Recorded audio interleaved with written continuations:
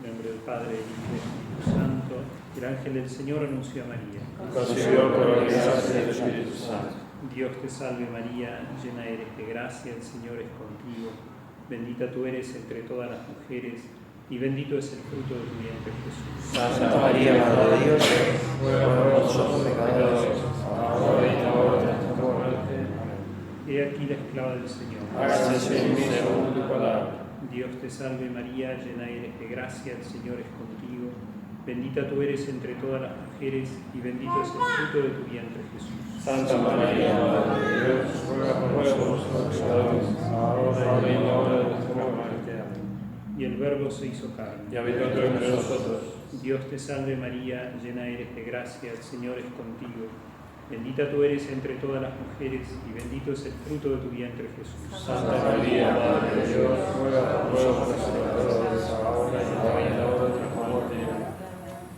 Oremos. Infunde, Señor, tu gracia en nuestras almas, para que los que por el anuncio del ángel hemos contemplado la encarnación de tu Hijo, por los méritos de su pasión y cruz, seamos llevados a la gloria de su resurrección.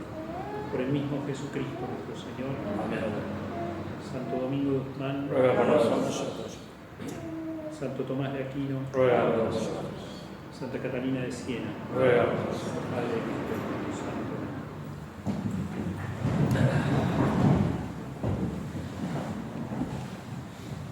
Bueno, creo que la oportunidad de hablar sobre el doctor Caturelli surgió así intempestivamente, murió hace unos días.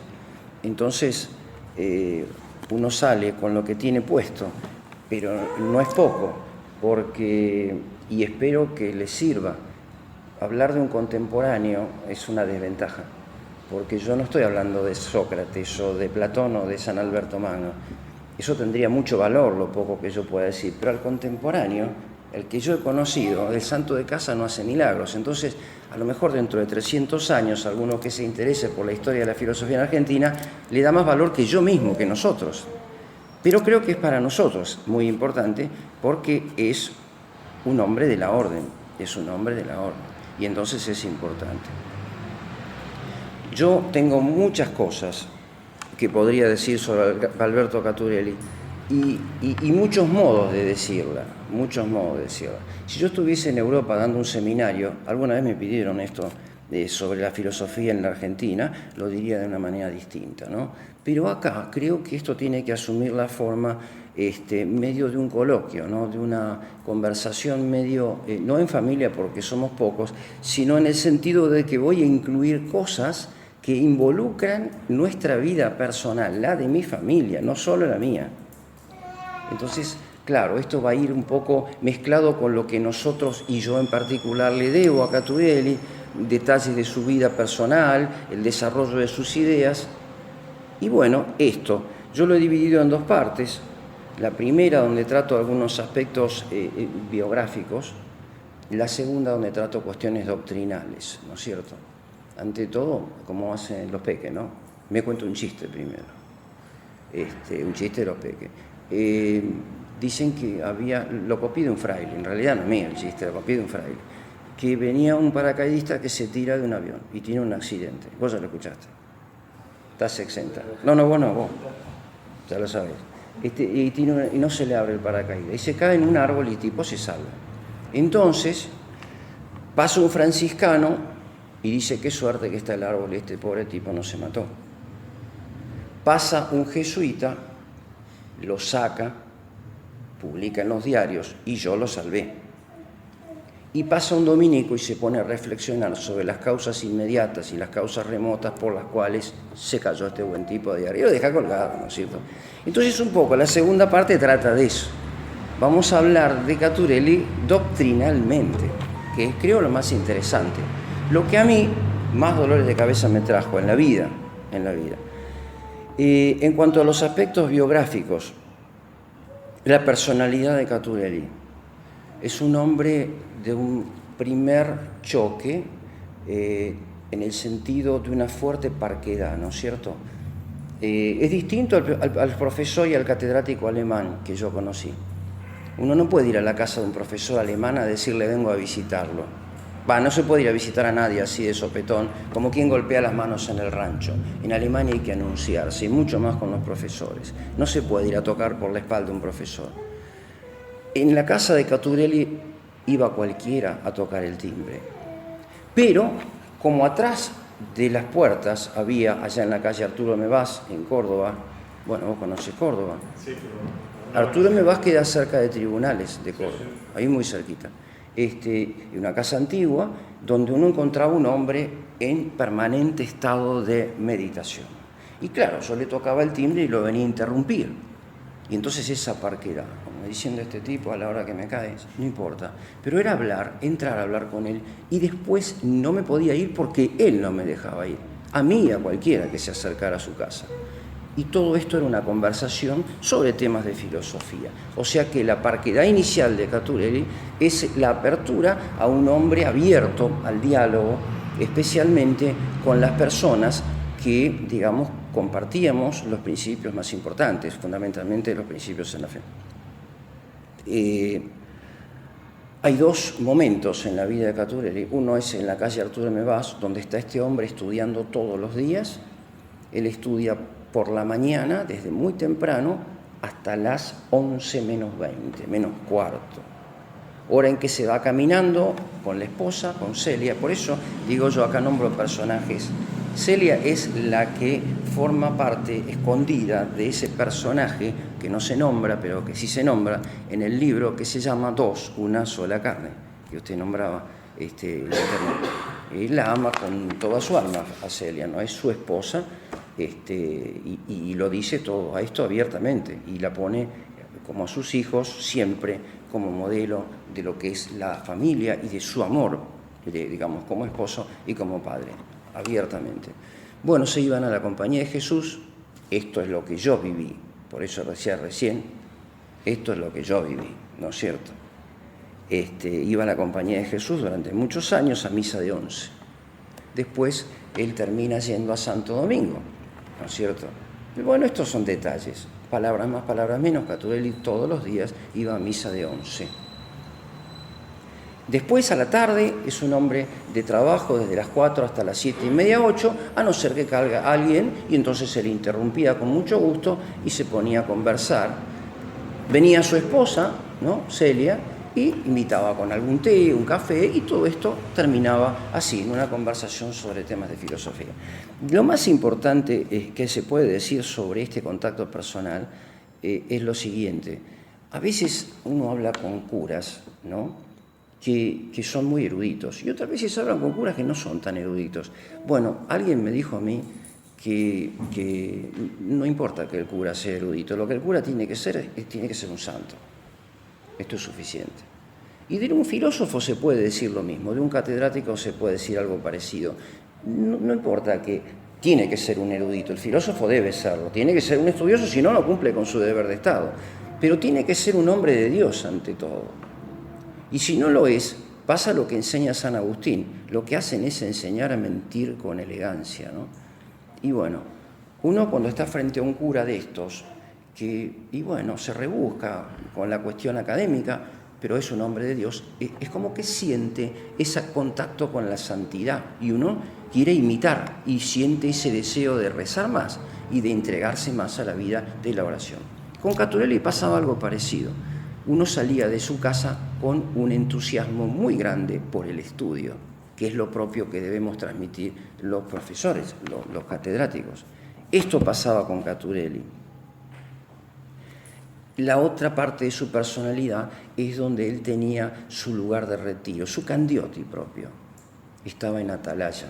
Atalaya queda para allá, pasando José de la Quintana, allá arriba, ¿no? Es una casa que quedaba arriba, en una atalaya, donde uno caía a la hora que quería, ir a empezar a conversar con él ya más distendido. Es donde él terminaba trabajos que había empezado durante el año. Y bueno, esta era ya la imagen más familiar de Caturelli. Yo nunca fui alumno regular de Caturelli, siempre fui alumno privado de él. No cursé su materia, la rendí libre. Entonces tuve una relación discipular con él mucho más amplia que la que da un cuatrimestre o un año. Yo lo visité durante años en su casa y siempre hablé de estas cosas. Y la materia fue un incidente. Un día me presenté y la rendí libre. y me la tomaron gentes que integraban la mesa, que eran todos amigos, no como hoy que tengo que rendir a veces concursos y cosas, ya no rindo más, pero frente a sanedrines, aquello era tomar y patearlo hasta que lo hagas, ¿no es cierto? No tan así, pero eran gente de buena voluntad fundamentalmente. La otra cara es la del profesor. Yo nunca lo vi en la cátedra como profesor, no lo quería nadie. Claro, pero yo estuve en una facultad de filosofía que salía de los años 70 en Córdoba, lo cual no es poca cosa, ¿no? Es mucha cosa. No lo quería nadie. He visto unas cosas horribles que se dijeron por internet estos días. Este viejo tal por cual tiene un Facebook. No lo tiene, lo pusieron. Alguien hizo un Facebook con la foto de él y lo hicieron unos meses antes de que se muriera y justo cayó y estaba allí cuando lo sorprendió la muerte. El profesor tiene esto, ¿no? Él era un catedrático, un hombre de pararse para hablar. Se paraba para hablar, como se hace en Europa. Daba su clase parado, ¿no? No así como estoy yo, sino parado. Uno hace eso, ahora en familia no, pero suele hacerse. Tenía toda esa imagen. Era un hombre de poner cierta distancia académica, obviamente, huelga, decir que no se tuteaba con los alumnos ni todas esas cosas, y bueno, era otra cosa, ¿no? Era el carácter del profesor de la década de los 60, de los años 50. La formación de sus discípulos. Se le achaca mucho a nuestros intelectuales contemporáneos el no haber formado discípulos, pero Caturelli tiene una experiencia muy fea con un hombre de Córdoba, Osvaldo Ardiles, que murió en el año 2010. Es un teórico de la liberación, de la filosofía de la liberación. Hizo muchísimo daño, junto con Dussel, que él conoce muy bien. Y, bueno, Caturelli veía en él un tipo de cierto valor, de cierta actitud intelectual, y presuntamente le habría dado a él una cierta predilección, una cierta acogida, pero cuando toma para este lado, Caturelli le baja inmediatamente esta confianza y lo cataloga como realmente es, y lo incluye en su libro Historia de la filosofía en la Argentina, desde 1400 y poco hasta el 2000, hasta antes de ayer, ¿no? Bueno, demoraba mucho en formar estos discípulos, ya se había, digamos, golpeado mucho con una desilusión muy grande. Lo que hubo sí grupos de estudio, y dentro de ese grupo de estudio, yo nunca integré un grupo de estudio con Caturelli, jamás. Lo que pasó es que, como estábamos cerca de él, de su actividad intelectual, él nos entusiasmó a dos de esos jóvenes, para que estudiáramos lo que en ese momento era el centro de su atención, la filosofía en la Argentina. A mí me tocó estudiar, porque yo quise, el pensamiento filosófico y político de Arturo Sampay, y a otro contemporáneo, profesor de la edad mía más o menos, que vive en Villa María, le toca otro autor argentino, Tomás Casares, ¿no es cierto? Bueno, todo esto marca, digamos, la relación que nosotros podíamos tener con Caturelli, y cómo él sí evidentemente dirigió tesis doctorales, estas dos de aquí que yo conozco. Yo fui uno de esos que me recibí, me doctoré con la tesis de él. Me trajo una innumerable cantidad de dolores de cabeza, porque el solo presentar el proyecto mostrando como Caturelli director de tesis era suficiente para que empezara una persecución atroz. Tuve que escribir 2 tesis doctorales. Una en la Universidad de Córdoba, que nunca fue evaluada por causa de que Caturelli era el director. Yo no existía en ese momento. El problema era Caturelli, entonces había que apuntarlo a él. Y entonces la tesis sufrió 800 peripecias. Después presenté otra, específicamente, yo me había dedicado en ese primer proyecto a un autor alemán, pero después insistí de vuelta con el proyecto que me había marcado Caturelli, y fui a presentarlo en una universidad amiga, favorable, que es la Universidad de Cuyo, la Facultad de Filosofía de la Universidad Nacional de Cuyo, que en ese momento estaba en manos de algunos grupos predominantes del Opus Dei. Bueno, fue peor allá que acá, ¿no es cierto? Fue porque la cosa era mucho más grave allá que acá. Pero yo esto voy a volver un poquito más adelante. Me doctoré lo mismo, pero me costó sangre, sudor y lágrimas. Tuve que pagar tributo a Caturelli y a las ideas de Caturelli. Pagar tributo, digo, en un sentido absolutamente irónico, porque hay 2 o 3 ideas fundamentales que yo defendí en la tesis doctoral, que las recibí de él el primer día que me propuso el proyecto y que las mantengo hasta el día de hoy en los libros últimos que escribí. Entonces, hasta debo agradecer esto, ¿no? Pero quiero decir la cantidad de problemas que esto trajo, ¿no? Caturelli como administrador de justicia, como profesor que administraba justicia. Bueno, la forma que nosotros tenemos de administrar justicia es de 2 modos. O cuando somos parte de los concursos, cuando evaluamos proyectos, o cuando calificamos un parcial, ¿no es cierto? Bueno, Caturelli integraba los concursos. Era un hombre muy antipático.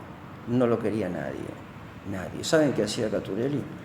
Él iba a Córdoba, tenía un auto. Yo no me acuerdo de las marcas de los autos. Rambler. Un Rambler, tenés razón, un Rambler. Si yo lo veo, digo ese, ya es como si lo estuviera viendo acá. Era un Rambler grandote, largo, así enorme. Bueno, claro, ¿qué hacía Caturelli? Digo, lo del Rambler es importante, porque tenía un baúl grande.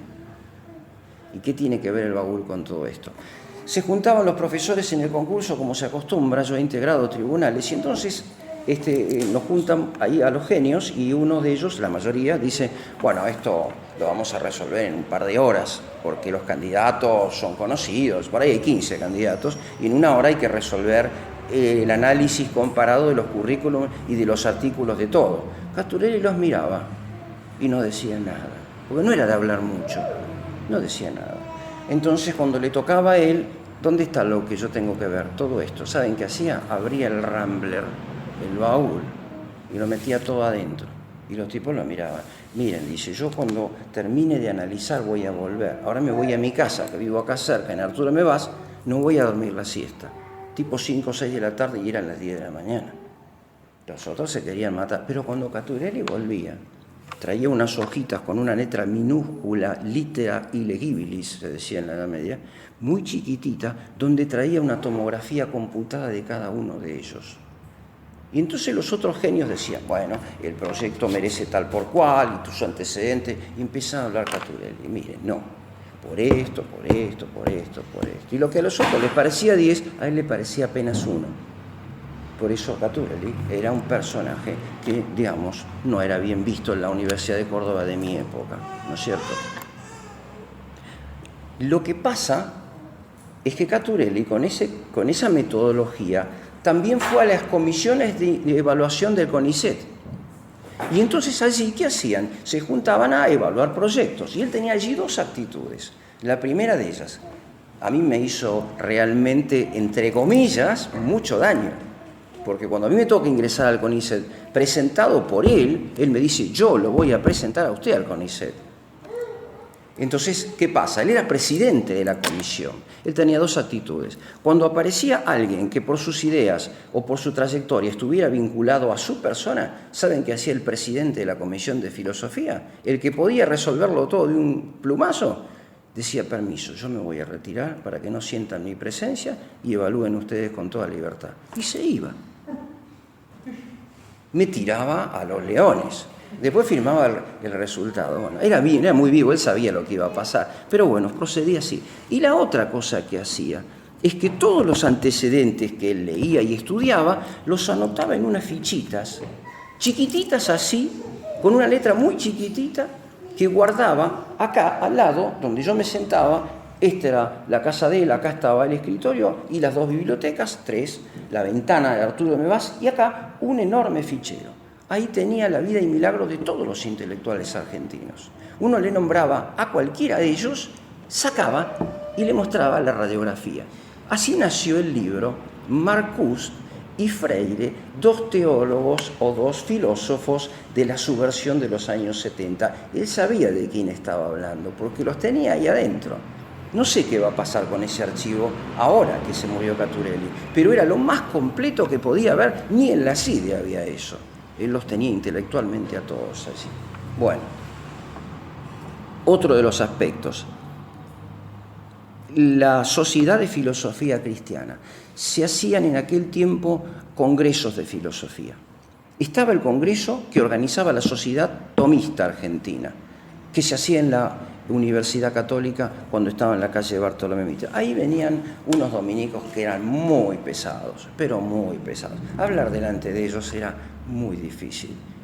Eran unos viejos que orillaban en los 80 años el promedio y se presentaba uno a hablar ante este tribunal temblando, porque sabían muchísimo. Y todo eso era muy riguroso y se discutía sobre textos en latín, sobre giros técnicos en latín en Santo Tomás. Y a mí eso me gustaba muchísimo, porque era como ir a pelear con los campeones del mundo, ¿no? Si uno salía bien parado de esto es porque más o menos se empezaba a encarrilar en la vida. En cuanto a que Caturelli organizaba otros congresos que tenían una característica distinta. En San Antonio de Redondo, en Córdoba.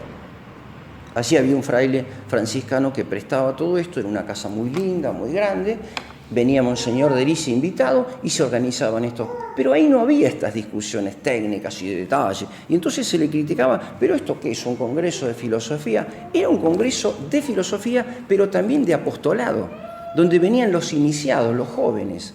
Y ahí tenían más libertad para empezar a andar en la vida intelectual. Y venían así, por ejemplo, jóvenes seminaristas que después fueron sacerdotes importantes, de mucha trayectoria, y todos se juntaban, cientos de personas, fuimos muchas veces, se rezaba la misa cada día, era distinto, era un internado de 3 a 5 días donde había una especie de retiro intelectual. Y se hacía y se hizo hasta que terminó haciéndose en Ajochinga. Bueno, lo que quiero señalar con esto es que Caturelli, que es un intelectual, que es un contemplativo, nunca renunció, muy a pesar de la complejidad de los problemas que lo iban ocupando, jamás renunció a la actitud apostólica. Uno puede tomar un libro, yo traje algunos de él acá, no sé, si yo veo que se aburren, no leemos nada, y si no, a lo mejor alguna cosa, porque es mejor dejarlo hablar a él, ¿no es cierto? Acá hay algunos libros. Miren, acá este libro se llama Examen crítico del liberalismo como concepción del mundo. Este libro es interesante, para mí tiene mucho valor. Es del año 2008. Y entonces, mientras habla de las causas del orden político, la causa formal y toda esa historia que a los dominicos les gusta tanto, eso de que se para a mirar las causas, de golpe sale dándole consejos a los padres de familia y a los hijos. Y a vosotros os digo, obedeced a vuestros padres, porque es la base del orden político y del orden social. Y a los hijos, ¿no es cierto?, cómo deben referirse a los padres. Y a los padres y a los esposos, ¿qué tiene que ver eso con un libro de filosofía política? Muchísimo. Él nunca renuncia a esta actitud. El académico es otra cosa, es el hombre de guantes blancos que no se mete en las cosas personales, que se queda en los textos, tal por cual. No, Caturelli siempre iba a esta dimensión apostólica de la filosofía. Eso es muy importante. Por eso la anécdota. La otra cuestión. Acá yo pongo, para no olvidarme de tantas cosas que uno podría decir, un título que es este, el académico y el terciario de la orden dominicana. Bueno, acá es que hay que empezar a ver, ¿no es cierto?, lo que él decía. Para Caturelli, la filosofía es un compromiso vital, es un compromiso vital de la parte más elevada, que es la vida del espíritu, en apertura a la trascendencia. El fin de la filosofía es la contemplación de la verdad en Dios. Esto es la filosofía para Caturelli. Y esto está dicho, ¿no es cierto?, acá, en este libro, que se llama La filosofía. Este es un libro importante, es un libro muy importante, porque yo los marqué, ¿no es cierto? Yo los marqué estas cosas para que ustedes vean aquí donde Caturelli habla sobre la filosofía. Este es un libro en cuyo índice ustedes van a ver el recorrido intelectual de Caturelli. Es un libro, digamos, que escribe en plena madurez intelectual, pero al final ya, ahora escribe otro libro que se llama La historia interior, la historia interior. Ese libro cuenta en poquitas páginas, como este, así, los estadios, el recorrido de su pensamiento, el itinerario de su pensamiento, ¿no es cierto? Y muestra exactamente lo que está en este índice, por dónde empezó y a dónde terminó, ¿no es cierto? Yo sobre esto voy a decir algo al final recién. Lo importante, lo que me parece muy importante, es solamente esto. Dice aquí lo siguiente. Cuando habla de la filosofía, hay un capítulo dedicado a cómo se debe estudiar. Esto es interesante porque cuando yo hablo de esto, Antes de ir al tema en sí, que muestra el terciario de la orden dominicana, hay que decir otra cosa. Me acuerdo cuando yo empecé la tesis doctoral, uno dice, bueno, ahora voy a hacer una tesis de doctor. Sí, pero ¿cómo se hace una tesis de doctor? Acá nadie sabe enseñar eso. Acá es, arréglense como puedan. No, le pregunté esto a Caturelli y sacó este libro. Él se paraba, había una escalerita chica, subía, sacaba el libro y lo puso acá arriba. Y abrió este capítulo. Y me dijo, mire, acá está todo. Me dice, léalo, sáquele fotocopia, me dice. Bueno, este libro era inconseguible en aquel tiempo. Y acá tiene la bibliografía secundaria que usted tiene que leer. Y me remitió a un libro que yo hice cabeceras, después lo hice tan de cabeceras que se lo recomendé a todos mis hijos. Algunos lo leyeron y otros no, qué sé yo. Pero no se perdió el libro, eso sí, está. De otro hombre de la orden, Sertillanges. La vida intelectual del padre Sertillanges. Ese es un libro de meditación. Bueno, ahí estaba justamente lo que Caturelli quería decir en estas pocas páginas. Para que se den una idea, él, para enseñar a estudiar, va a decir que el hombre que estudia no es un repetidor de textos, ni es un copiador, ni es uno que lee mecánicamente. Es uno que lee con la intención de aprender algo que no sabe. El estudio es un contacto intelectual con algo desconocido, pero no sirve de mucho, a no ser que termine en la contemplación. Y va a decir que contemplar es un derivado de dos palabras latinas, cum y templo.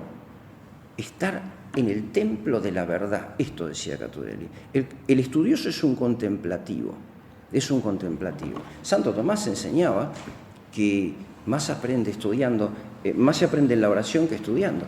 Es algo de lo que dice Caturelli acá, en estos párrafos que yo acabo de subrayar acá, ¿no es cierto? Lo que va a decir él es que el hombre intelectual es un retirado del mundo, pero no un ermitaño.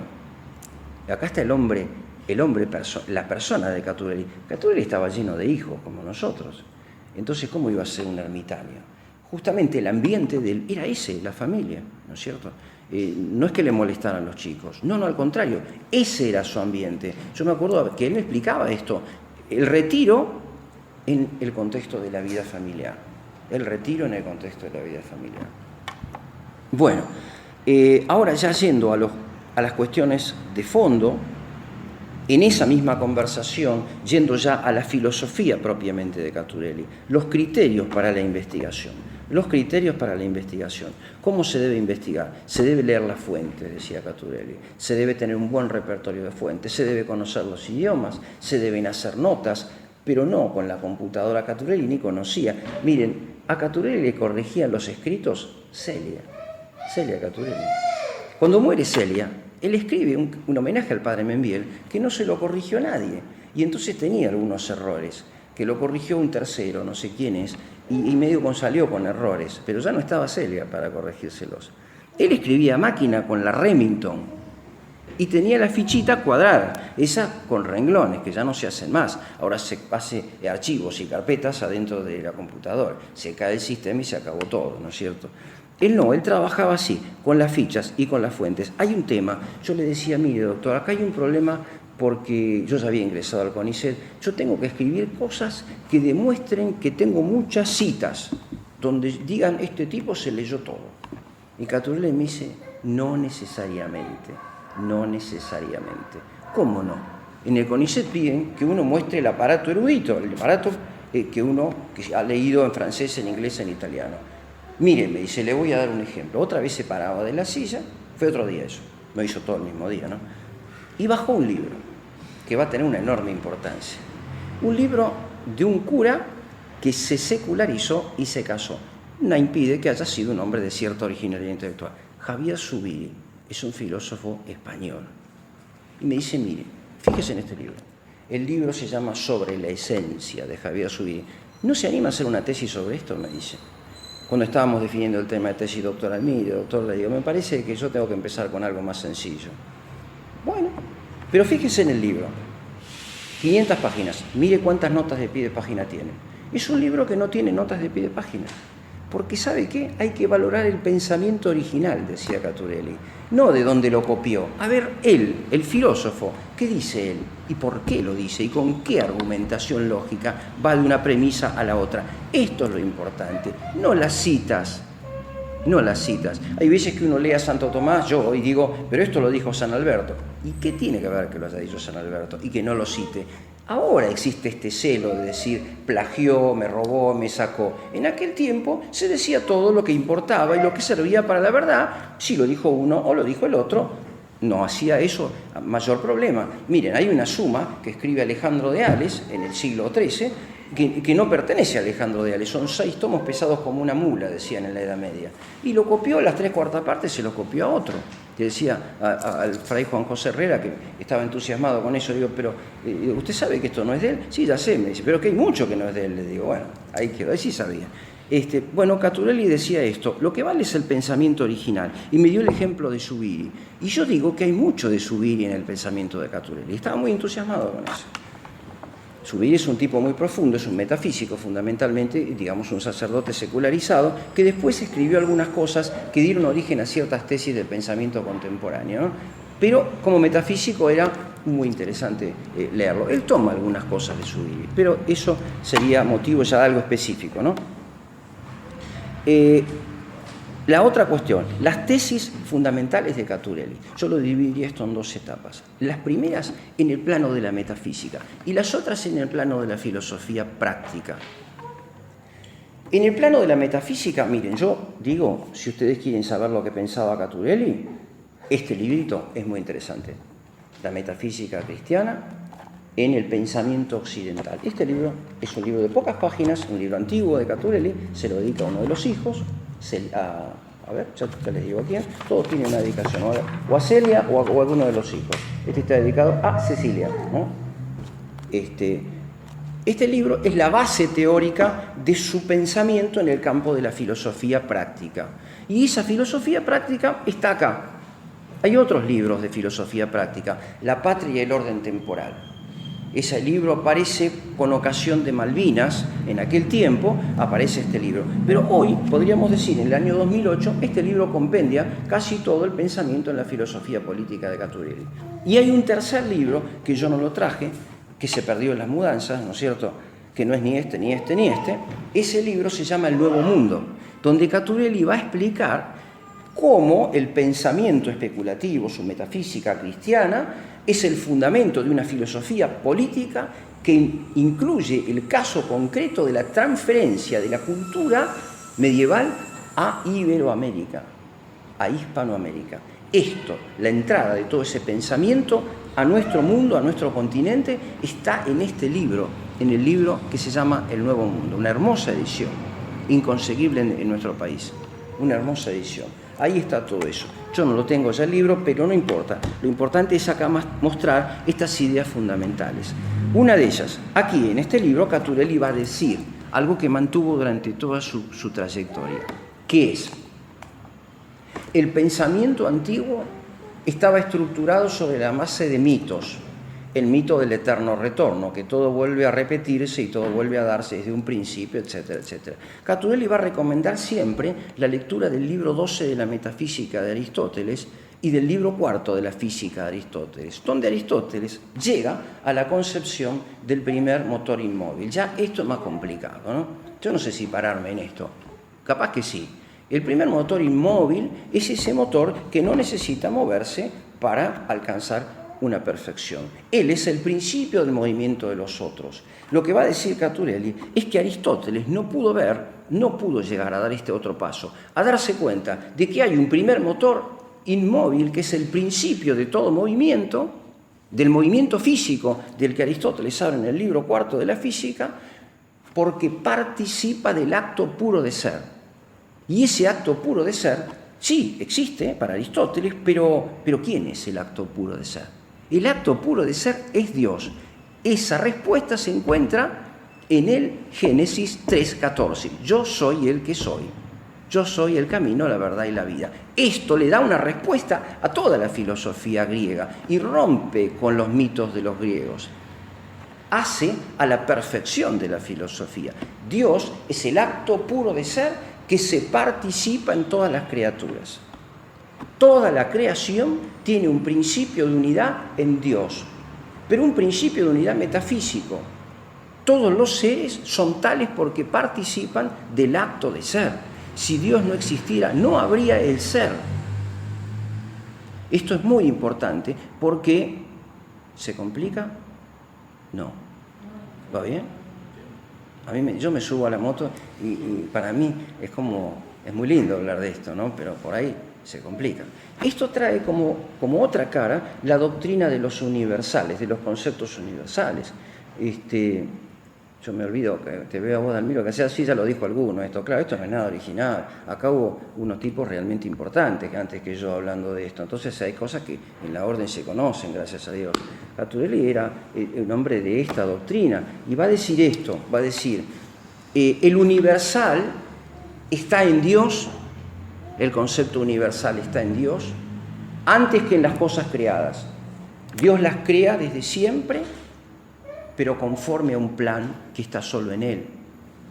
Entonces el universal está en Dios, después está en las cosas cuando Él las crea, también en el hombre, después está en el hombre cuando las conoce y después está en el hombre que las realiza a su modo.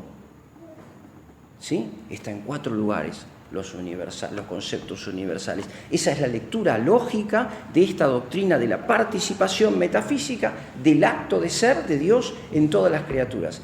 Una nota de pie de página y una anécdota a propósito de esto de que Dios tiene en su inteligencia desde toda la creación a los universales, desde antes de que las creara. Esta anécdota tiene que ver con Celia. Se muere Celia. Era brava la petiza, pero él la quería con toda su alma. Y va a decir esto Caturelli. Va a decir, todavía no salgo de mi asombro por la muerte de Celia. Quisiera, dice, algún día llegar a contemplar a Dios y unirme con ella, con quien siempre estuve en esta vida y que Dios nos tuvo siempre unidos desde antes que se hiciera la creación.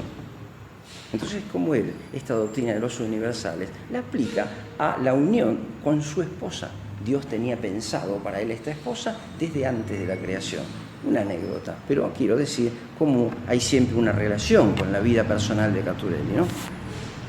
Bueno, decía entonces, el problema de los universales hace de que el orden de las cosas creadas no sea un todo amorfo ni unos átomos que no tienen comunicación los unos con los otros, sino que todos tienen un orden jerárquico y un principio de unidad en el ser absoluto.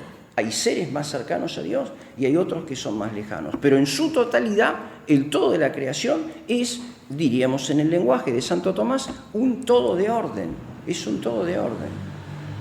Esta tesis es fundamental en Caturelli, porque él va a decir entonces que siendo la creación un todo de orden, no se puede pensar al hombre en sociedad como individuos aislados, sino siempre naturalmente integrados en un orden natural jerárquico que es un todo de orden. El hijo no puede pensarse sin los padres.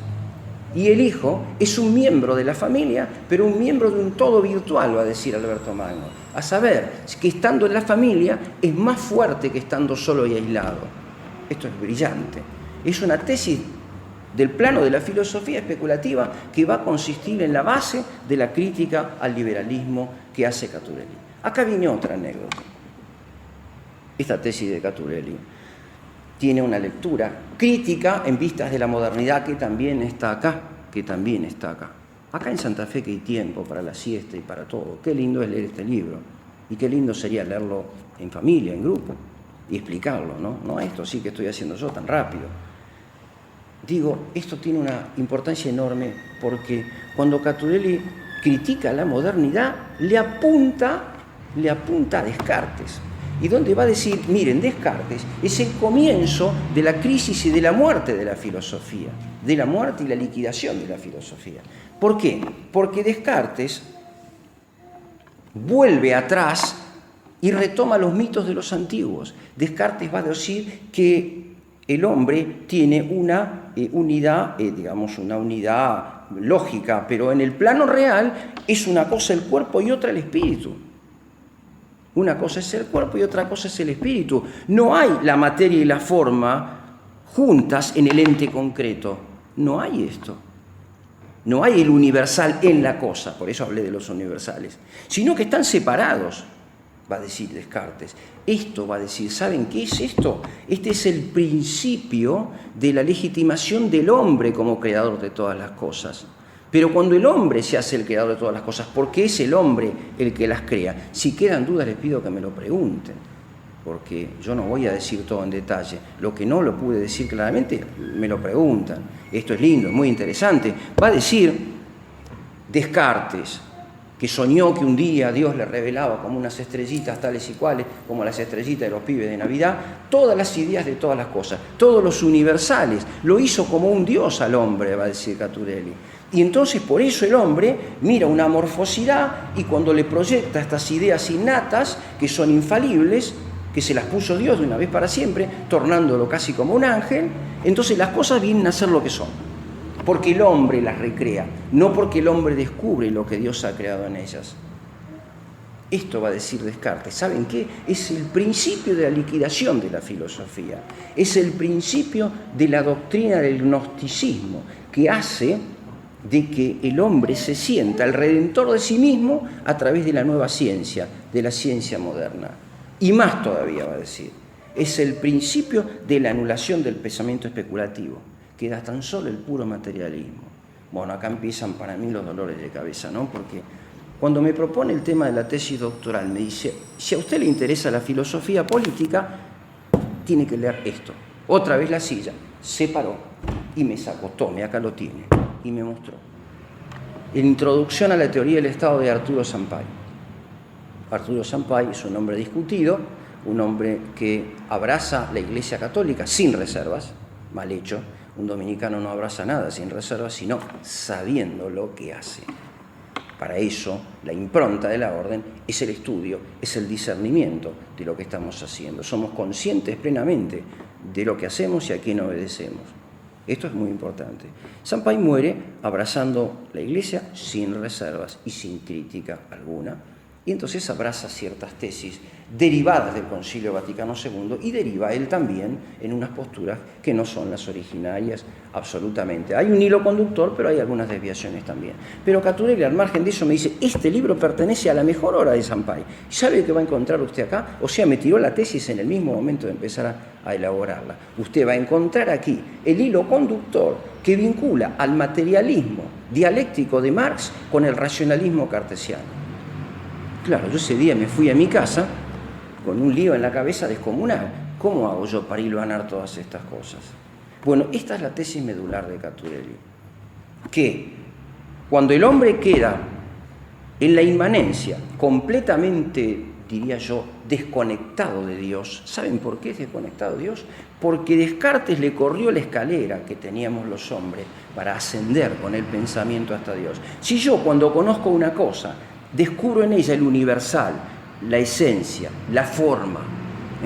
Si yo descubro esto, entonces me pregunto, primero digo, hay formas más y menos perfectas. Hay entonces una gradación de los seres. Y entonces esto me entrega el espectáculo de un orden creado, de un orden jerárquico. Digo, esa escalera, que es el ascenso del camino del pensamiento, me lleva necesariamente a terminar la filosofía en la contemplación de Dios. Me lleva a terminar siendo un metafísico y me lleva a terminar siendo un contemplativo. La última palabra de la filosofía la tiene la oración del hombre de fe. Bueno, claro, pero cuando Descartes dice que los universales no están en las cosas, sino absolutamente en la inteligencia del hombre, hace que las cosas no sean más que una amorfosidad fenoménica, un fenómeno sin forma. Y entonces, ¿qué pasa? Los hombres no pueden llegar a Dios a través del conocimiento sensible, sino a través de el puro ensimismamiento en sus propios conceptos, en los conceptos que posee de suyo desde el acto de la creación.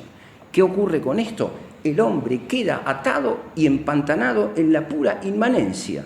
Y entonces las cosas son como son, porque el hombre dice que son tales por cuales. Y esto no es filosofía, va a decir Caturelli. Acá, esto es voluntarismo. Es la voluntad del hombre la que hace que las cosas sean. ¿Y saben lo que es el voluntarismo? Es el principio del materialismo dialéctico. Después yo con el tiempo descubrí, leyendo otras cosas, que Marx, cuando escribió su tesis doctoral, se fijó mucho en Demócrito. Bueno, acá no vamos a complicar con quién era Demócrito, es un atomista, pero la tesis que impactó a Marx en su formación doctoral fue la de John Locke, que era un socio de Descartes, que pensaba la misma cosa que él. O sea que el hilo conductor entre el racionalismo inmanentista y el pensamiento marxista es evidente, no era nada nuevo lo que yo tenía que descubrir. Pero, va a decir Caturelli en este libro, el problema es que lo dijo en el 2008 y no me lo dijo antes. Y todos los que digan esto van a ser tildados de fascistas y van a ser tildados de autoritarios. Me toca defender la tesis en Mendoza y la tesis central de mi libro era esta, de que en realidad el fundamento del materialismo dialéctico estaba preanunciado en las teorías del Estado de René Descartes. Y entonces, un joven entusiasta, discípulo de Calderón Bouchet, lo sintieron nombrar, Calderón Bouchet es otro gran intelectual católico que murió antes que Caturelli. Este es el que había dejado Calderón Bouchet en la cátedra. Algún detalle más les puedo contar, lástima que estas cosas así, pero no importa. Es el filósofo, el teórico de los lefebristas. O sea, es uno de los puros, ¿no es cierto? Me dice, mire, me dice, la impresión que tuve al leer su tesis es la de un fascista en el mejor sentido de Primo de Rivera, me dice. José Antonio Primo de Rivera solamente podía decir estas cosas. Y yo lo miro, tenía una operación de vesícula, me salía toda esa cosa que sale de la cosa, que se me pegaba a la camisa, y me dolía todo. ¿Y qué estaba? Y me dice, ¿cómo puede decir usted que el liberalismo es el fundamento del marxismo? Es lo que dice Caturelli en todos lados. Es el fundamento que surge de esta obra, ese que está en todas partes. Y entonces, un escándalo descomunal, ¿no es cierto? Y más todavía. Le conté a tu mamá. Le mando yo un artículo a los valmesianos de Salamanca, del Instituto Santo Tomás de Aquino de Salamanca, probando esto, ¿no es cierto?, una confrontación entre el pensamiento teórico de Descartes y el de Tomás de Aquino, para mostrar esto, la vinculación de Descartes con el gnosticismo y con el marxismo. Es muy interesante todo eso. Y me mandan a contestar que esto era inadmisible, pensar que Descartes podía ser, siendo racionalista, un materialista. Y me pone la crítica, pero si esto es de manual, Descartes es racionalista, y el racionalista piensa en la razón, y el materialista en la materia. ¿Se acuerdan del Chavo, no? Que decía, qué bruto, póngale cero, ¿no? Caturelli aquí dice, justamente por eso es que es materialista, porque queda tan solo en la razón inmanente. Esto va a decir Caturelli acá. Bueno, eso en cuanto a la filosofía teórica. En cuanto a la filosofía política, la tesis que yo acabo de enunciar acerca de la confrontación entre el realismo y el racionalismo deriva en una tesis, que lo que acabo de decir, que el liberalismo es el útero espiritual del marxismo, del materialismo dialéctico. En eso deriva. Pero no va a decir tan solo eso Caturelli, va a decir otras cosas más. Va a decir, por ejemplo, que esto de concebir a la sociedad como unos átomos que se chocan los unos contra los otros. Me extiendo un poquito en el tema del atomismo porque creo que no es todavía tan tarde y porque capaz que ilustra y ayuda. Los átomos se chocan los unos contra los otros y producen un movimiento al acaso, que es el principio de la dialéctica marxista, de esta oposición de contrarios. Pero lo más importante es mostrar esto. Como ya no hay un principio de unidad en la fe, un principio superior en el ser, lo que hay, ¿saben qué es? Es la creación de individualidades completamente cerradas y autónomas en sí mismo. Esto va a dar lugar a la teoría del contrato, donde yo puedo elegir conforme de mi libre libertad y sin referencia a ninguna ley superior, la ley natural, la ley sobrenatural, lo que voy a hacer o no voy a hacer. Puedo crear la moral conforme a las determinaciones libres, etcétera, etcétera. Como entonces hay posiciones divergentes y encontradas acerca de cuestiones fundamentales, se torna necesaria, como dice Marx, como dice Hobbes, la presencia de alguien que ponga orden. Basta, esto es así. Y ahí el voluntarismo en el totalitarismo se hace y alcanza su última expresión. Esto es así y se terminó la historia, ¿no es cierto? Esto es lo que va a decir Caturelli acá. Va a ser una crítica entonces, no al marxismo. El enemigo prioritario de Caturelli no es el marxismo, en los papeles, en la realidad sí, y vaya que sí lo es. Saben que le pusieron una bomba en la casa, ¿no? Saben que le pusieron una bomba en la casa, que las monjas azules de Córdoba le trabajaron la cabeza, le quisieron trabajar la cabeza a alguna de sus hijas. Tuvo que ir él con Celia, me lo contó aquel día a mí, tuve que ir yo a preguntarle si por poco a él lo trataron de fascista. Las monjas donde él mandaba a sus hijas a la escuela. Las pruebas, ¿no? Las pruebas que tuvo que que vivía Caturelli. Bueno, digo esto a propósito de la filosofía política que había en Caturelli. Otra cuestión que es fundamental es, como digo, su crítica al liberalismo. Aquí hay una tesis que es muy importante. Caturelli critica el liberalismo apoyado en León XIII. Va a decir que León XIII no le hace concesión alguna al liberalismo. No lo voy a leer porque medio que lo puedo parafrasear. Había en tiempos de Caturelli, en los tiempos, digamos, en los años 2000, en el año 1990, una posición que decía que el liberalismo es así como la cara terrenal del catolicismo. Perdón, esto lo puede decir cualquiera hoy, ¿no? Digamos rápidamente, yo no acepto eso. Pero más o menos como que el mundo va de una manera y la fe católica, la Iglesia, no se puede quedar atrás. Entonces se tiene que vestir como el mundo y de alguna manera lograr un concilio con el mundo. Caturelli apoyándose en León XIII y en Pablo VI, con los textos que están aquí, especialmente en Encíclica Libertas, va a decir la Iglesia es absolutamente incompatible de raíz con el liberalismo en cualquiera de sus formas, incluso en el llamado liberalismo en su versión cristiana. En su versión, el padre Membiel va a decir que el liberalismo católico es un helado caliente, ¿no es cierto? Bueno, esto es lo que dice Caturelli acá. La Iglesia Católica no puede permitirse ningún concilio con el mundo. Ustedes esperan pensar a esta altura, ¿y qué pensaría Caturelli si viviera hoy? Es un tema que yo dejé para la conclusión. Título: Caturelli frente a la doctrina pontificia. Pero esto es para el final, no ahora. Bueno, hay otra tesis que es muy importante, que resume todas las anteriores y que explica por qué la posición crítica, el fundamento de la posición crítica de Caturelli frente al atomismo del liberalismo. ¿Saben cuál es? Yo defiendo muchas veces el liberalismo, la crítica al liberalismo diciendo de que el liberalismo desintegra al hombre, le quita el alma.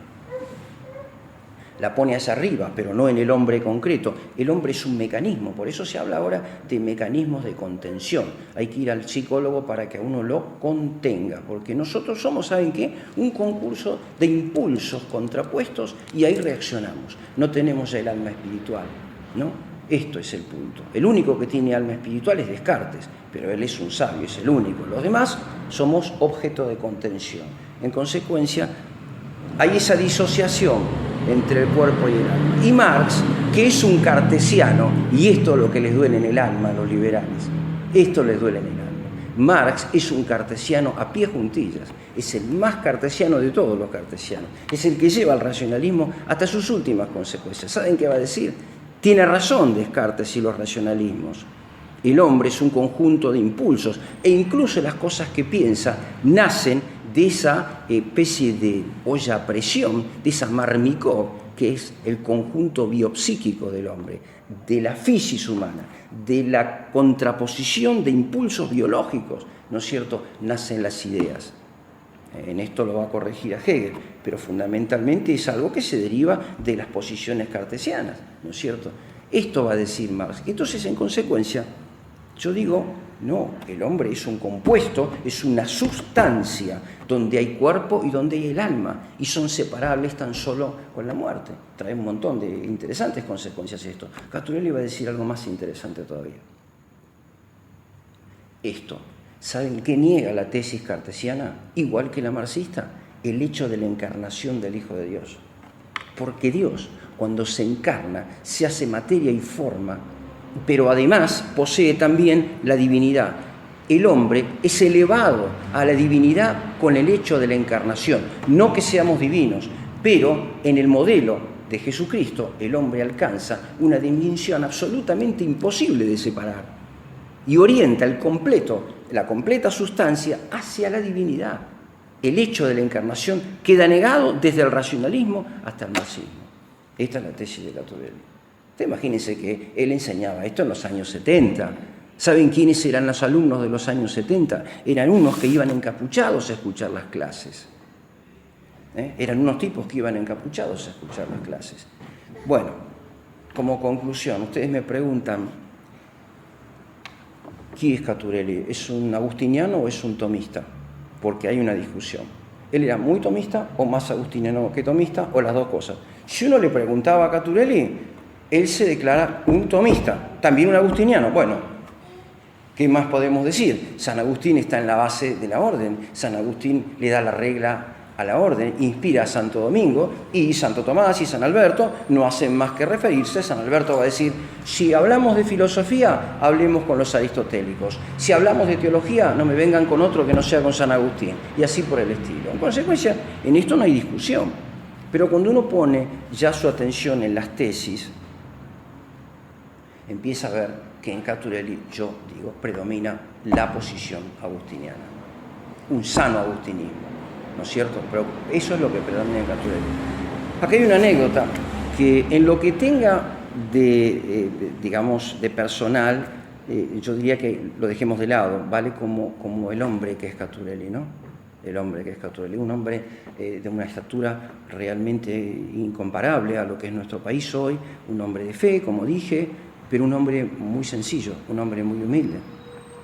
Me acuerdo que una vez le dije, doctor, ¿y por dónde empiezo la tesis de doctor? Porque yo voy a leerlo a este hombre, a Sampaio, pero yo lo tengo que juzgar. ¿Y con qué lo voy a juzgar yo? Que soy, ¿cómo se dice en la jerga de hoy? Un 4 de copa. Bueno, no, me dice, usted se tiene que formar primero. ¿Y con qué me formo? ¿No? Porque hasta esas preguntas hacíamos en aquella época. Mira, la inteligencia nuestra, nada, ¿viste? No existíamos. Entonces se va y me trae unos libros. Uno se llamaba La metafísica del bien común. A los que les interesa esto es importante, porque son libros de iniciación, son libros muy lindos. La metafísica del bien común. Y me trae otro que se llamaba El mejor régimen político en Santo Tomás de Aquino, de un padre que fue uno de los autores del Diccionario de Teología Católica, que es tan importante que ahora se sustituyó por otro, que se llama igual, pero es un desastre. Bueno, el tema es que yo me puse con esos libros y me dio uno que se llamaba El orden político en Santo Tomás o la filosofía política en Santo Tomás, de Galán y Gutiérrez, un español. Cuando leí los libros hay una cosa que me llamó la atención, y era el origen del poder en Santo Tomás, un tema que trata Caturelli aquí en el año 2008. ¿Qué dice Galán y Gutiérrez? Va a decir lo siguiente: el origen del poder está en Dios. Esto me trajo 800 discusiones y problemas de todo tipo, me peleé con todo el mundo. Bueno, hasta con mi mujer, porque me dice, ¿y vos estás seguro de lo que está? ¿No estarás vos equivocado? No. Bueno, miren. Voy a seguir, y te voy a seguir ahora acusando de otras cosas. Acá, después de muerto Caturelli, encuentro algo que me llenó de alegría, ¿no? Porque recuerdo que una tarde le digo, pero doctor, el origen del poder está en Dios, sí, pero ¿cómo llega al gobernante? Se le aparece el Espíritu Santo y le dice, vos. Una palomita que le dice, no, error. El poder, me dice Caturelli, en aquel tiempo, está en Dios, pero es el pueblo el que lo elige. Y entonces allí se le inviste el poder. Digo, mire, no creo que sea así. Calculen ustedes un gato, ¿qué le voy a decir a Caturelli? Esto no es así. ¿Cómo que no? Me dice, mire, no. Porque acá, en este libro, Caturelli enseña que cuando se estudian las fuentes, cuando uno estudia un autor, debe estudiar ante todo lo que se llama la orientación general del pensamiento, ¿no? ¿Qué es eso de la orientación general? Supónganse que a mí me interesa la filosofía política de Santo Tomás. Pero no es que yo voy a agarrar entonces los capítulos donde Santo Tomás habla de la política en la obra completa. Lo que voy a hacer es meterme con pata y todo en la obra total de Santo Tomás. Y para esto Caturelli va a dar un ejemplo, el ejemplo de la música, que hablaban ustedes recién. Miren, dice, con las obras pasa como con la música. ¿Saben por qué dice esto Caturelli? Porque tiene músicos en la casa. Agustín y quién más son músicos. Él tocaba el violín, sí, pero había varios, el otro tocaba otro instrumento, era así, Caturelli, Eugenia no sé qué tocaba, así el piano, no sé qué cosa. Bueno, usted me dice, tiene que hacer como, y lo dice acá, como con la música. El que va a estudiar música, no puede escuchar los Palmera, tiene que escuchar a Bach. Bach en la base, Liszt en la cúspide, ¿no? Así uno se educa. Con santo serio. Con las buenas conversaciones uno se hace santo. Y también así, en la congenialidad con los hombres importantes. Va a decir lo que dice otro gran dominico en un libro que se llama El realismo del principio de la finalidad, que usted lo tiene en la página, tradicio.org, ¿no? La vida es demasiado breve para estudiar otra cosa que no sea la vida de los santos y de los sabios. ¿Para qué leer lo que escriben los que están de moda? Hay que ir a lo importante. Y esto va a enseñar Caturelli. Y yo le digo, leyendo el sentido y la orientación general de Santo Tomás, no me entra por ningún lado que el poder venga de Dios para abajo y vuelva para arriba, como si fuera de emboquillada, ¿no es cierto? No, esto es incompatible con el sistema de Santo Tomás. La cuestión está radicada en una expresión de Santo Tomás en el cuestión 105 de la prima segunda de la Suma Teológica, donde dice que el mejor gobierno es el gobierno combinado, el gobierno mixto. Esto es materia del próximo capítulo en la reunión de regla. Están todos invitados, ¿no? Acá es abierta. Bueno. Va a decir que el pueblo elige. ¿Y cómo se arregla esto? Y yo le decía, pero es que una cosa es que elija y otra cosa es que le confiere el poder. Una cosa es el poder en el acto constitutivo y otra cosa es el origen del poder. Yo constituyo a alguien que elijo porque reconozco en él unas cualidades que Dios le ha dado. Y puedo equivocarme, y entonces puedo elegir mal a un presidente o a un príncipe. Pero en el acto de constitución yo elijo. Ahora, si al que yo elegí es también al que Dios le confirió, entonces la elección es correcta. Tanto es así, le decía yo a Caturelli, que hay unos pasajes que muestran con toda claridad que no se le confiere el poder. Pasados muchos años, encuentro en San Alberto Magno el ejemplo. Para San Alberto es más claro que Santo Tomás. Siempre la democracia es mala. Absolutamente siempre. Y va a dar el ejemplo de la constitución del poder en el caso de Moisés. No juzgues solo porque te cansarás. Busca uno de 10.000, otro de 10.000. ¿Y a quién busca? Esto es materia del próximo capítulo del domingo, así que si no, no sé de qué voy a hablar el domingo. Pero quiero decir que ese es el criterio. ¿Y saben qué me contestó Caturelli? Miren, me dice, la verdad no lo había pensado así, me dice. Y pasó, quedó aquella conversación. Yo seguí en la mía y todo siguió igual. Ahora leo acá en este libro que Caturelli dice con toda claridad que el poder viene absolutamente de Dios y el hecho de elegirlo no le confiere el poder. Exactamente esta es la posición de Santo Tomás. Todo el mundo defiende la contraria, es lo que va mejor con el liberalismo cristiano, ¿no es cierto?, con el tomismo de la modernidad. Bueno, ese era Caturelli, un hombre incluso capaz de decir, mire, siga por ese lado que tiene razón usted, ¿no es cierto? Y eso a uno le servía de mucho. Bueno, por eso viene a cuento de que el tomismo de Caturelli tiene estas cosas, ¿no? Había estas formas de expresar que no eran absolutamente originales, sino que podían venir de segunda mano, de alguna intérprete o en fin, algún posterior a Santo Tomás. La posición de Caturelli frente al romano pontífice. Miren, hay un caso concreto. En aquel tiempo estaba el caso del Bigle, ¿se acuerdan que me dio Juan Pablo II para la resolución? Caturelli se puso como loco con la mediación de Juan Pablo II, que nos hacía un agujero. Me acuerdo que daba conferencias, se paraba y decía, yo me acuerdo haberlo visto en Luz y Fuerza en Córdoba, que se paraba y decía, no debemos obedecer en esto al sumo pontífice, en esto hay un error, Ahí salió el tema del libro La Patria y el Orden Temporal. Pero él decía así, y yo le decía, pero doctor, andaba en boga también aquel libro de Caturelli, creo que nombré varios libros que tienen ya una contextualización, ¿no? La Iglesia Católica en las catacumbas. Pero usted lo que dice acá es exactamente lo que está pasando, y entonces, ¿cómo termina su crítica? Y la crítica termina así, decía él. ¿Saben cuál es el tema? Que la Iglesia Católica no es un club de fútbol, ni un partido político. Si el que la dirige toma determinados caminos, y si se volvió loco inclusive, ¿no? La resolución de este problema, por la naturaleza de la Iglesia, no es absolutamente humana, porque la Iglesia es una institución divina y humana. Está en manos del Espíritu Santo ante todo, y es Él que sabe y cómo va a resolverlo y hasta cuándo. Yo no puedo meter mano en esto, así como así, libremente, y decir que no hay Papa.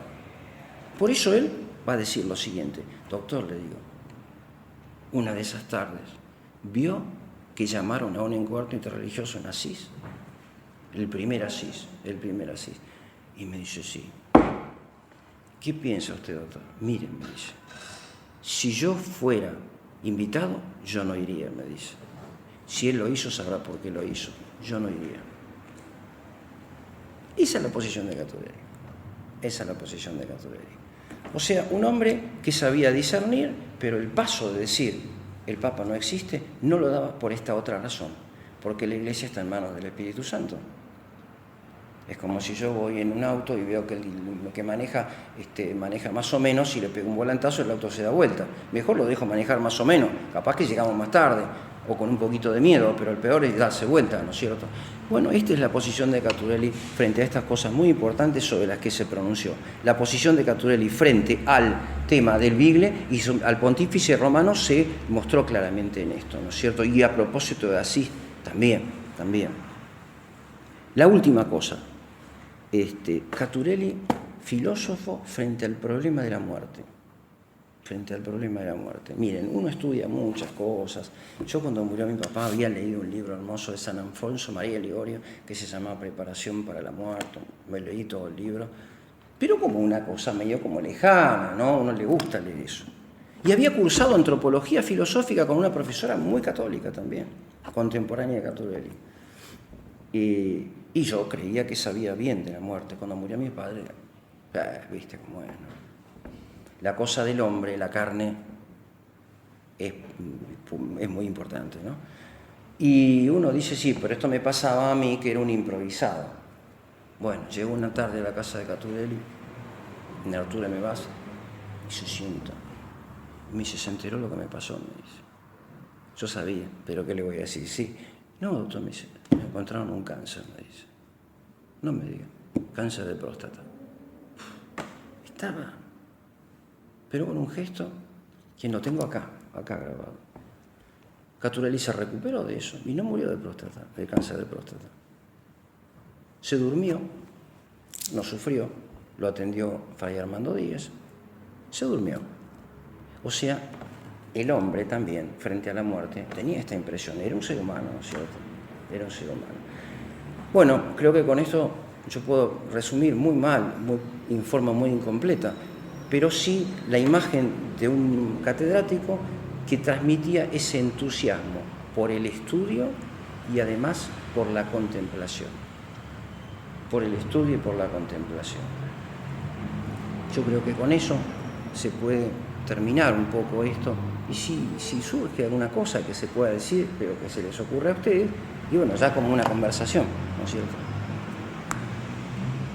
Muchas gracias. No, al contrario, gracias a ustedes. Otra vez hemos tenido el estadio lleno, esta vez parece que era un amistoso, no vino nadie. Ni mis nietos vinieron, calculado que. Tiene que sí, bueno, pobrecita, pero ella todavía. Pero...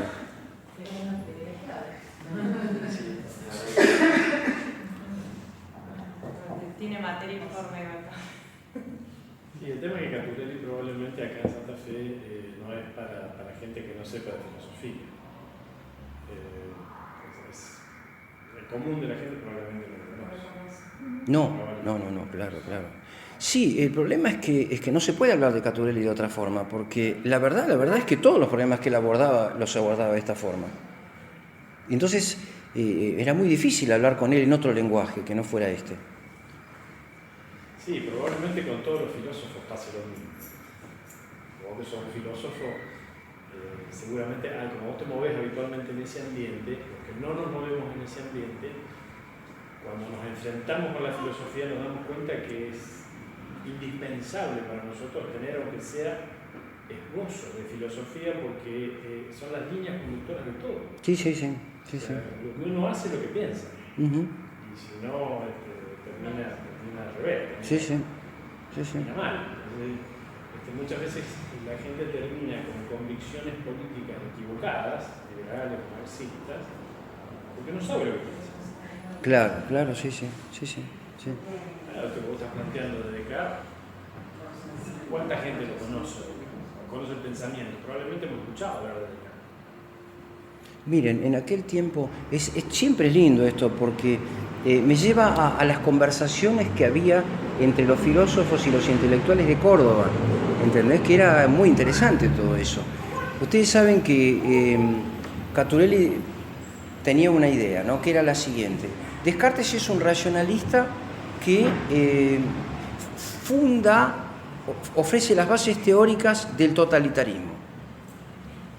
Cuando yo voy a estudiar para mi tesis doctoral, descubro que la filosofía política de Descartes no la escribió Descartes, sino Hobbes. ¿Estamos? Y esto lo decía Sampay, y lo decía Monseñor de Risi, hablando de Monseñor de Risi, mea máxima culpa, mire, esto no lo sabe ni mi mujer. Yo le escribí un mensajito a usted, diciéndole que traía para ustedes unos libros que me dio Sebastián, que de regalo. Voy a tener que volver a Santa Fe a traer los libros. Y me olvidé. Bueno, esto lo decían todos los intelectuales de aquella época, a saber que la filosofía teórica de Descartes se espeja en la filosofía totalitaria de Hobbes. Yo yendo a Alemania, después 10 años más tarde, me encuentro con un genio de estos que publica en todos lados, venía a decir eso como una novedad, y nosotros ya lo sabíamos desde la década del 50 en la Argentina, ¿no? Ese es el problema. O sea, no se lee, nosotros tenemos una especie de complejo de inferioridad mezclado con una enorme soberbia que nos permite ver la realidad, que nos permite entender las cosas, ¿no es cierto? Ustedes van a hablar con un intelectual en Europa y se van a encontrar con un especialista, no con un filósofo, con un tipo que va a fondo en el Tratado de la Metafísica de Alberto Magno, comentario del libro 13, pero no le pregunten lo que dice en el prólogo. Caturelli es como los viejos médicos clínicos,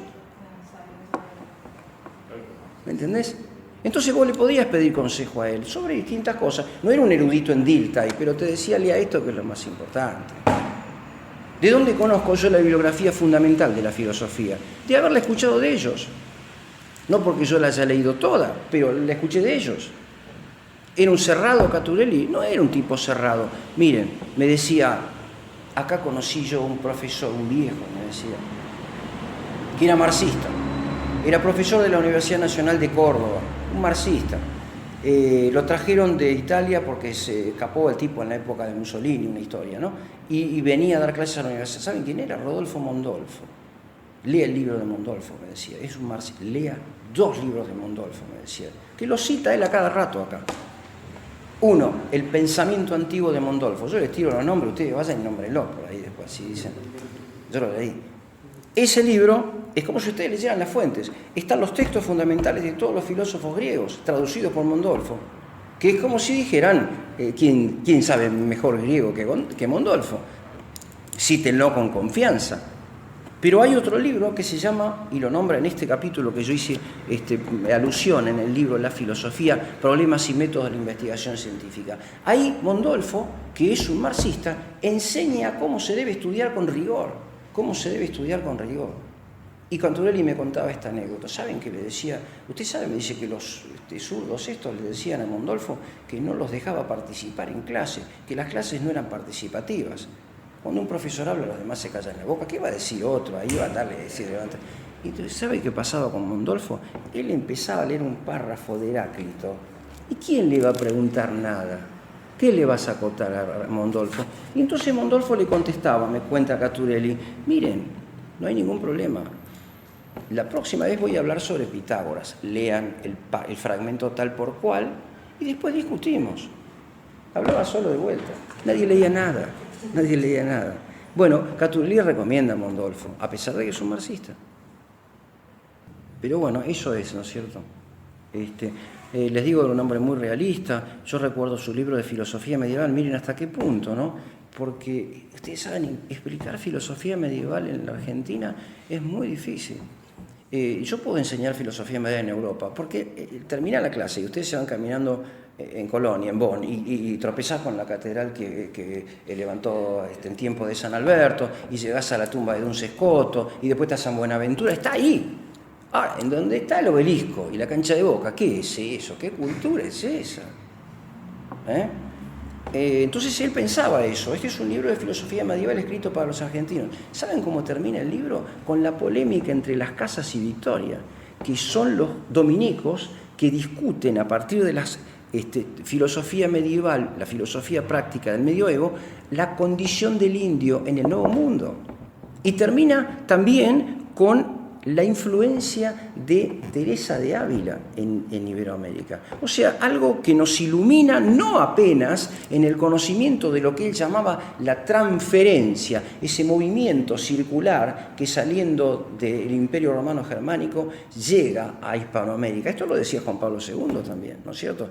Eso era la filosofía de la historia de Caturelli. Lo muestra en ese libro. Los últimos capítulos de su filosofía medieval terminan mostrando eso.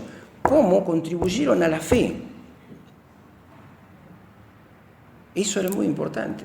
Yo decía, pero doctor, le digo, diciendo estas cosas, no vamos a conseguir nada. No, mire, usted me dice lo que tiene que hacer, me decía, que no le objeten falta de rigor. ¿Y cómo se logra eso? Cuando usted estudia algo, vaya a fondo. ¿Qué es ir a fondo? Léase todas las fuentes de lo que dice el que lo dice. Y el que hizo eso fue, ¿saben con quién? Con Mamerto Esquiu, Fray Mamerto Esquiu, su tesis doctoral. Se leyó todas las fuentes. Todas, ¿saben lo que es leer todas las fuentes? Puede llevar toda una vida. Y él lo hizo con su tesis doctoral. De ahí nació los 3 tomos de Historia de la Filosofía en Córdoba, la filosofía en la Argentina. Catuelli estará mirando en algún lugar esta reunión nuestra acá. Y él sabe cuánto más le tenemos que agradecer nosotros como familia. Él sabe cuánto más le tenemos que agradecer nosotros. Él escribe un libro que se llama Historia de la Filosofía en la Argentina. Yo sabía que estaba en ese proyecto. Después me fui como profesor en Brasil y perdí ya la historia de cómo venía. Y me empiezan a llamar por email que yo tenía en aquella época si quería dar una conferencia sobre Arturo Sampay. Me llevan incluso al Congreso de la Nación a dar una conferencia. ¿Y esto de dónde sabían? Porque Catuelli había incluido un capítulo de la filosofía en el siglo XX donde aparecemos nosotros, Laza y yo. Estoy estudiando acá, entre otros, por supuesto, digo los que yo nombré acá, ¿no? Se dedicó a Sampay en esto, él me dedica 10 renglones, que me dieron una ayuda enorme, me abrieron un montón de puertas. Entonces uno dice, ¿cuánto sirve todo eso, no?